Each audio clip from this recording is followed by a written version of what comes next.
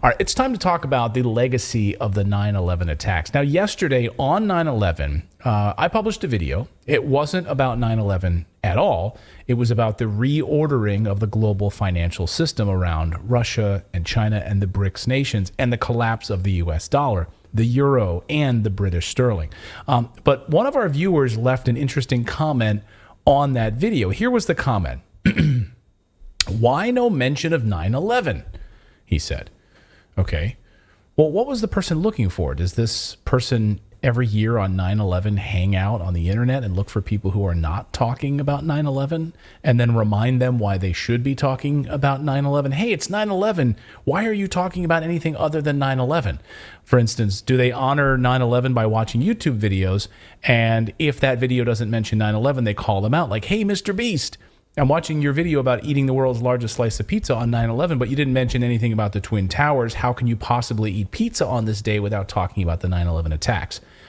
I really thought a lot about this, actually, over the past 24 hours because it's a ridiculous sort of way to behave around the internet. Like, why are you on the internet? Yeah, why are you here on this day on the internet when 9/11 happened? So I was thinking... Well, there's like 1,000 things that have happened on 9/11, not just one thing. Yes. Right, and so I wanted to figure out... Why aren't you paying homage to the cheesecake today? I was like, I wanted to... What was this person hoping that I would say about 9/11? Hoping that I would post like a never forget hashtag?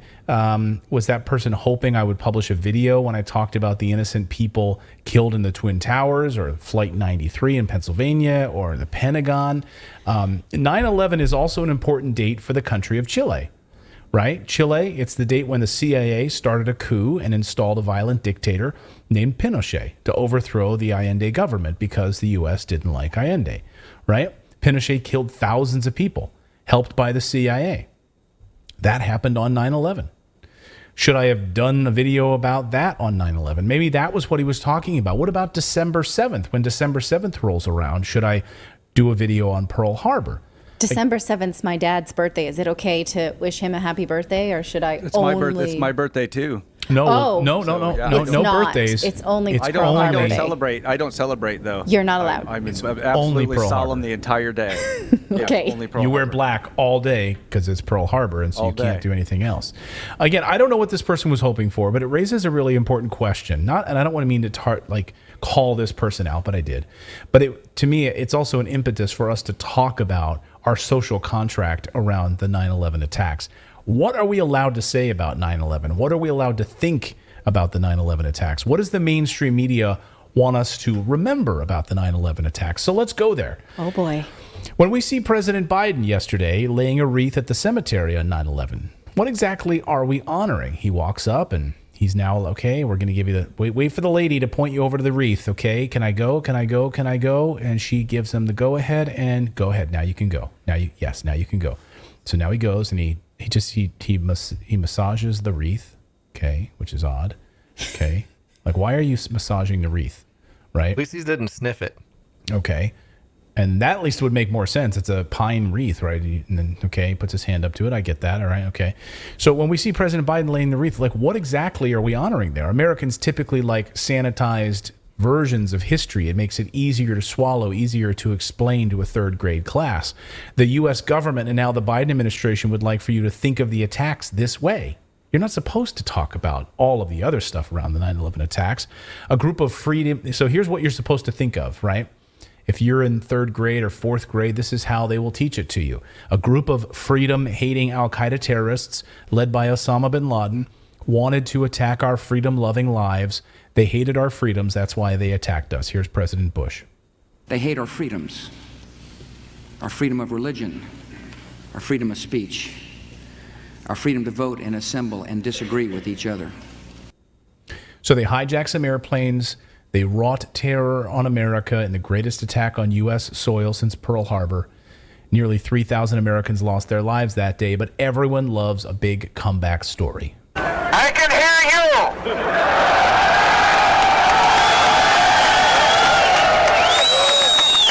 I can hear you! The rest of the world hears you! And the people who knocked these buildings down will hear all of us soon.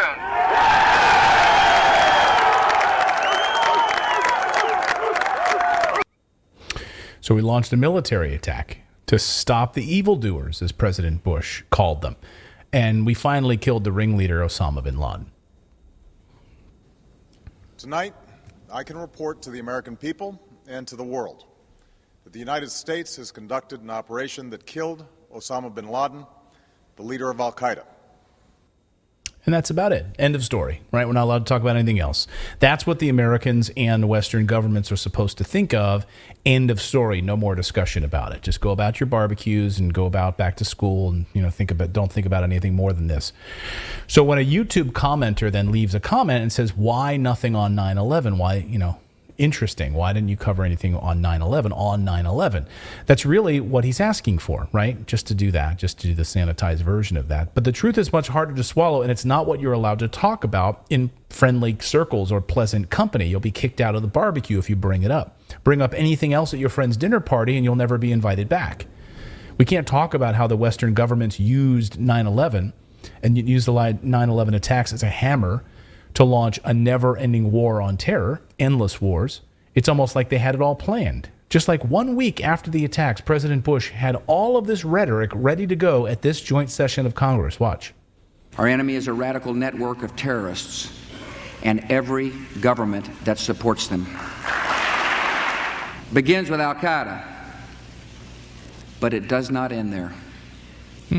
It will not end until every terrorist group of global reach has been found, stopped, and defeated. Does that include the U.S.? Yeah, that's everything. I mean, that's a wide open door right there, right? We can't talk about how 15 of the 19 hijackers were Saudi Arabian, how the U.S. knew that the plot to attack America was aided by Saudi nationals and members of the Saudi regime. Can't talk about that. Can't talk about that at all. And yet we didn't do anything to Saudi Arabia. We needed their oil. The FBI just last year started releasing the classified documents which proved our knowledge of the Saudi connection. We can't talk about how the Taliban, in fact, offered to turn over Osama bin Laden in Afghanistan in exchange for us not invading their country. Yeah, how many of you, be honest with me, how many of you knew that part of the story? That in fact, the Taliban specifically offered to turn over bin Laden. Like, you don't need to invade this country. We've got it. We'll help you out. No more. You don't have to do this. Why? Why would you go after and destroy a whole country? Yet most Americans don't even know that. They could have saved tens of thousands of lives, $2 trillion. But we turned them down. Why? It's kind of like we wanted a war? Yeah, it's kind of like we wanted a war, right? It's kind of like when Boris Johnson flies in to meet Vladimir Zelensky in Ukraine and tells him not to negotiate peace. Yeah. Right? It's kind of like they want a war. Maybe I'm just being cynical.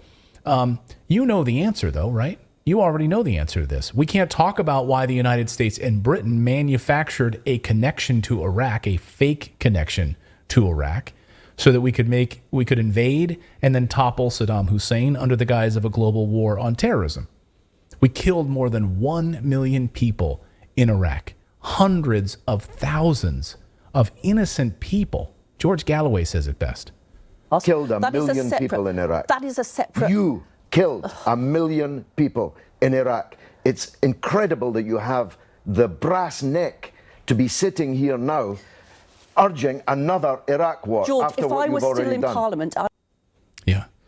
Few people have the gall. If she was still in Parliament, I wouldn't do that. I learned my lesson on the first million I've killed. It's funny how I didn't notice this in our intro because I've watched him a bunch of times, but she literally rolls her eyes. Like, how dare, Like, okay. Yes, Yeah. I did that. I voted for this war that killed 1 million people. That was... So I bounced a check. I had a bad day. And most damning of all, we can't talk about how shortly after 9/11, the United States and Britain started arming and financially supporting al-Qaeda. Yes, that's right. How many of you honestly knew that?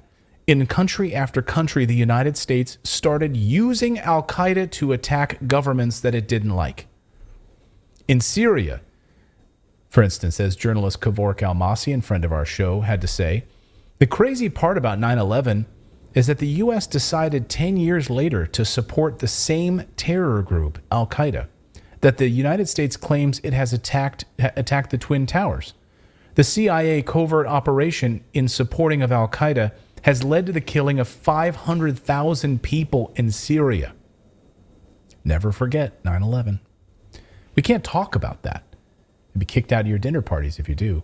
We also can't talk about how it was only 2 years after 9/11 that the United States was arming Al-Qaeda fighters in the country of Georgia for years. Years before it led to its attacks on schools. How many of you knew about this? The Beslan attack. Like the now infamous Beslan school, where terrorists took 1,200 children and teachers hostage. It ended in the worst possible way. You can wrap your head around it. If your heart in any way goes out to the people of Sandy Hook, the parents of Sandy Hook, then just research the Beslan attack, and you'll never be the same.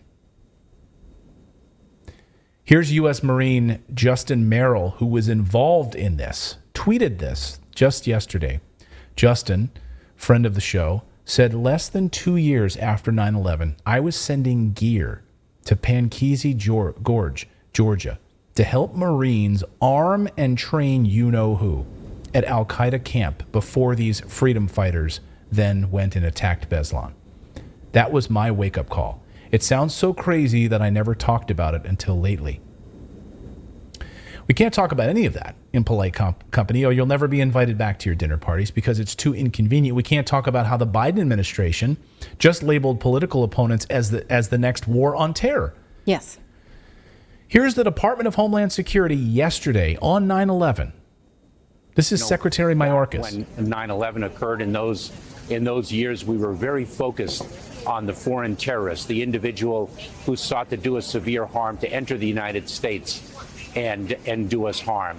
It then evolved. We began to be more and more concerned about the individual already resident in the United States, radicalized by a foreign terrorist ideology. Now we are seeing an emerging threat, of course, over the last several years of the domestic violent extremist, the individual here in the United States radicalized to violence by a foreign terrorist ideology, but also an ideology of hate, anti-government sentiment, false narratives propagated on online platforms, even personal grievances. That, to me, might go down as one of the most stunning sound bites I've ever heard. Yeah. And when anti-government sentiment as a terrorist? Yeah. Or if you believe in false narratives, you are now a terrorist in the United States. So he says, it's evolved. Forget about Al-Qaeda. Forget about these people over here. Now we're just going to focus on political opponents in the United States. So we can't talk about that in polite company. You'll never be invited back. Those are the new terrorists, these people in the United States who believe these false narratives, the MAGA supporters. Like, those are the false narratives. That's really terrifying. There was a quote in this book from G.K. Chesterton, who once wrote, "It's the test of a good religion whether or not you can joke about it," right? Mm-hmm. Can you ask questions? Can you joke around? Or is it like, don't ask questions, then that's not a good doctrine. That's not a safe dogma, right? Mm-hmm. And that's exactly what this soundbite is proving, that we are continually unsafe with any rhetoric that they don't like. So by talking about this truth, go ahead. Well, I was just going to say, I made a big deal about that thing that they started where they're going to start policing pronouns and stuff. And Kamala Harris did a speech on it and everything. They brought the Attorney General in, and he talked about it. And I was making it a big deal, and everybody's like, "Why are you making such a big deal about this? It's not a big deal. Like, they're not going to ever come after your speech like that. They're not going to start putting people in jail for pronouns." But it's happening. It's happening in other countries, and it's coming here. Yeah, it just happened in I think in Ireland. Was an arrest. There was an arrest. Sweden. Yeah, there was a no. I'm sorry. Yeah, I don't know. Either Sweden or Switzerland are one of the countries that starts with SWA. It was one of those countries. I'm not sure, but it was a country that had an arrest over or someone using misgendering somebody. Yes, this is a topic we are increasingly interested in, but increasingly afraid to talk about it here on this platform, and we want to find safe ways to do that. But I mean, we're not afraid to talk about it. We're like, what's going to happen is we'll talk about it, and then we will get banned. We'll get punished. So I'm not afraid for to it. talk about it. We talk about it all the time, but they change their guidelines and update this stuff all the time, and it's really terrifying. On this platform is what we meant. Sorry. Yeah. So by talking about the truth on 9/11, it doesn't diminish the thousands of Americans who were killed on that day, the lives ruined, the families torn apart, children raised without mothers or fathers. But you cannot pick and choose which parts of 9/11 are the cleanest and the easiest to talk about and leave out the rest. If you truly want to talk about 9/11, then you need to talk about it in its entirety. What happened and what caused it and what it led to, right? The only way to honor those 3,000 Americans who died on that day is to tell the truth about why they died, why America used those deaths as leverage to launch a forever war that cost millions of lives and then trillions of dollars. So if you want to talk about 9/11, I'm all ears. Just don't leave out the parts that matter the most. That's my thought on that. So when someone asks that question, are you going to talk about 9/11? Why no mention of 9/11? Well, you know how he feels now. So Yeah. you asked for it, you got it. You got it.